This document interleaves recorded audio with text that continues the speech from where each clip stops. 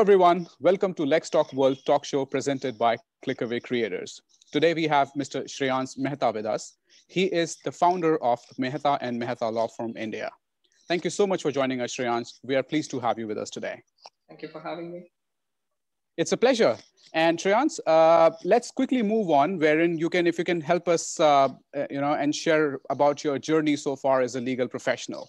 So I come from a family of chartered accountants. My grandfather, my father, my uncles, both maternal and paternal, were chartered accountants. My younger brother is studying to be a chartered accountant. But in school, I enjoyed debating. I was in the quiz committee, and I wanted to follow something that was still in the professional line and connected with what my family has been doing over generations, yet something that involved my core skill set. So that's when I started pursuing law. But when I started law, my only goal was to do tax litigation at the end of it. So for 5 years, all I studied, all I did very religiously was tax law, and I didn't really touch on to the other subjects. I did get the knowledge out of them, but I didn't consume it the way I consume tax law. But in my 5th year, I enjoyed arbitration. I grew a liking towards it. And thereafter, I did my master's in Queen Mary University of London. I did commercial dispute resolution there, arbitration and mediation. And right after I came back, I got enrolled. And a week after I got enrolled, I started my own law firm. So starting was bumpy. I did only tax litigation. I did not venture outside tax litigation. But then came lockdown. And in lockdown, I got a real perspective because lockdown came a pause on all litigation. And with that, a pause on my income. So I was thinking that this is a very hands-on profession. If I'm not involved in it every single day, I'm not going to be making money. So if I'm sick for 2 months, I'm not getting any money. If I want to take a vacation for a month, I'm not making any money. And that's not acceptable. I'll be working until I die, right? So I, thanks to a very good friend of mine, started venturing into other fields of law and what is it that we can do, which is not so hands-on.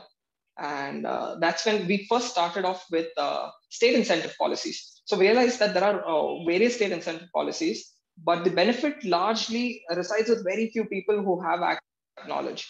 So we decided to get this state incentive policy benefits to MSMEs and smaller companies.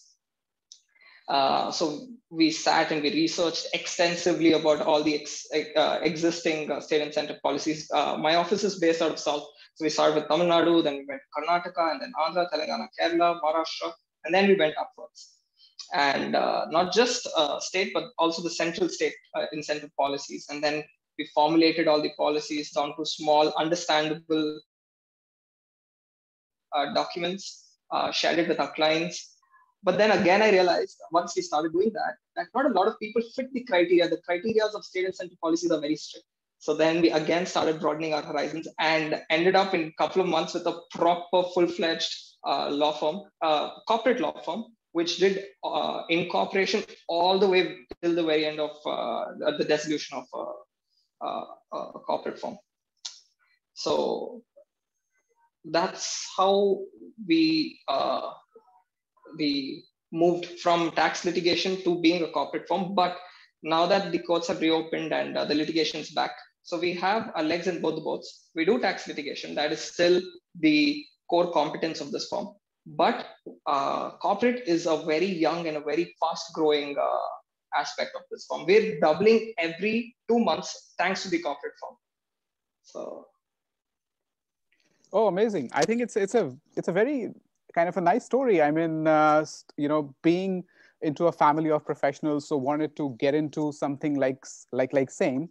But, as a child, you always had that, instinct that probably you can be a better litigator, or maybe you can be better doing something of that sort that people do in the legal profession. So probably that's what something clicked at early stage. And Yes. Now we're talking to a founder of a law firm who has kind of learned a lot in the lockdown. So this is something Absolutely. for a lot of viewers here. I mean, we often just see the bad side of COVID, right? But this really tells us that you can actually create opportunities out of such situations as well. So, and that's what you have done probably. And growing, being doubling your staff or getting double of the business every 2 months, that's not an easy thing to do right after the COVID. So congratulations on that. I think you learned Thank the you so lesson much. right way, and you actually started creating opportunities out of that. And this is something this is something to learn for all of us here. So it's a very nice Thank you. story. Thank you so much for sharing that with us. With that, let's move on to our next question here, Shreyans.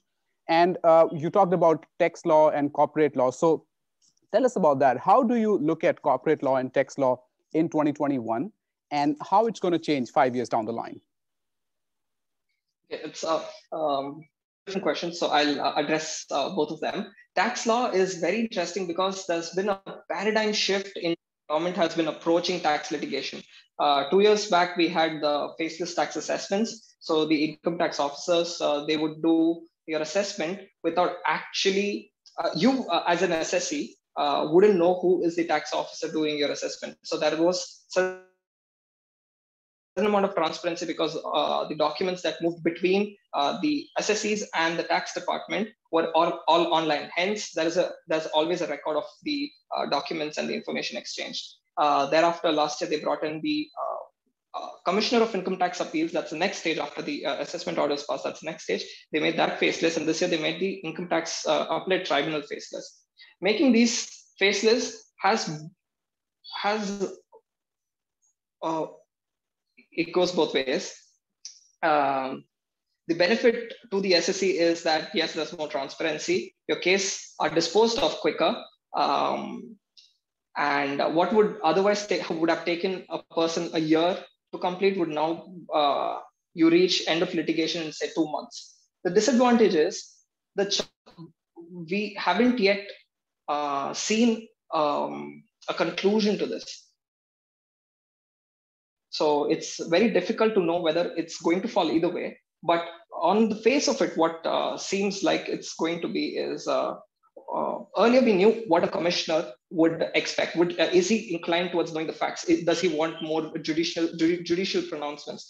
Would he want to look at the accounts of the SSC? Okay, was he inclined towards the department or the SSC? So our arguments would tailor depending on the commissioner we're sitting against. But now we have to dump the commissioner with all these information, all the facts, all the evidence, all the accounts, all the judicial pronouncements. That's good. That's how it's supposed to be, except it makes the work more tedious. The result doesn't change. And it makes it more difficult and more tedious for the department also to dispose of every appeal if the amount of information they're receiving is not filtered. So that going forward, the next 5 years in tax law, it's going to be very interesting because we don't know if the litigation is going to go up or going to go down because of the facelessness. If it goes up, then it's not good. I mean, that beats the purpose of having faceless assessments. If it goes down, then it's not good for us. So either way, it's good for somebody. It's good for somebody either way. Yes. Corporate law is very interesting. Everybody with the millennials, I'm part of the millennials. Millennials coming into the workforce, they want everything structured now. They want everything organized. Before previous generation, they wouldn't mind running an entity on proprietorship basis. They wouldn't really care about having an actual corporate structure. Their approach towards work, towards government compliances, towards life, all of that was, we'll see when it arises. We will see when there is an actual issue to deal with.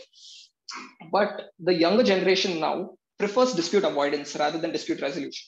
They want to avoid the possibility of dispute rather than the situation and then resolving it. And with the government making compliances stricter and adding more every year, the expense of making a mistake there is quite high. So dispute avoidance is, I think, the way to be going forward. Okay. So a little more on the dispute avoidances, and that's what my next question is. What do you mean when you state that term, dispute avoidance? So I'll break it down. There are disputes that you could get from 4 different avenues. There is first disputes from the government and regulatory authorities. There are internal disputes internal to any company. 3 disputes from your supply chain. 4 third-party disputes. So the first government and statutory disputes that you could get is because you have not complied with certain compliances, haven't gotten proper approvals or permits, you haven't filed certain filings that you had to do, maybe TDS, GST, income tax, ROC, any of those. That's the first sort of dispute you could get. Internal, there are players like there's the company, there is the shareholders, there's the promoters, there are investors, there are managers, employees. There could be dispute between any of these anywhere. And then you have the supply chain disputes. The supply chain dispute is you could have a dispute from the company's perspective with who you're procuring materials from, who you're supplying materials from, to your customers, agents, principals, any of those. And third-party disputes is mostly again consumers or people who have been tortiously affected because of certain activities you've done. So in dispute avoidance, what we do is we prepare you to we ensure that your company is protected from all these issues that can potentially arise, foreseeable issues that can potentially arise. And if they do arise, we try creating a net for you to fall on. So if you were to have a dispute with one of your consumer or one of your supplier, so we create agreements or we structure a transaction in such a manner that there is a very unlikely chance of dispute arising. And if there ever arises a dispute, we create a sort of a protection net that saves you in dispute coming in. It's definitely the future, as I said before. It is what everyone will want going ahead. Oh, wow. I think you explained the dispute avoidance in the best manner, because you really break this down into different categories and how we can actually, how a legal professional can actually, get into this and save their clients from getting into dispute resolutions by avoiding them simply.